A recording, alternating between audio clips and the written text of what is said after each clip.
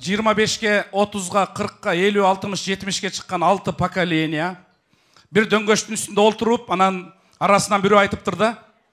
Келгиле жигиттер, аялдарыбызга мен сени сүйөм деп SMS жөнөтөбүз. Кайсыл кишинин аялынан кандай жооп келет экен деп, анан бардыгы SMS жазат. Мен сени сүйөм алтыным деп. 2 минутадан кийин 25 жаштагы жигиттин аялынан жооп келет экен. Мен дагы сени сүйөм жаным деген. Улуу акындар, алп акындар айтып келишкен сүйүүнүн доору 30 жашка чейин гана деп. 30 жаштагы жигиттин аялынан жооп келет экен. Кимдер менен отурасың, ичип алдыңбы деген жооп келет экен. 40 жаштагы жигиттин аялынан жооп келет экен.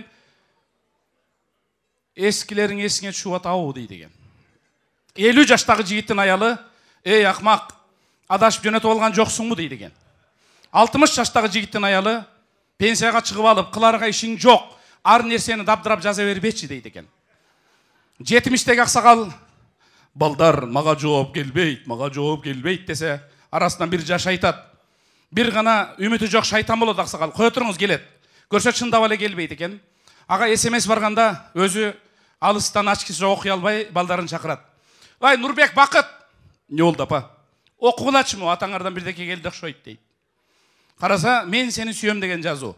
Десе апасы, окуй десе. Атаңардын туздамы азайып калган турбайбы? Ай, Нурбек, Бакыт.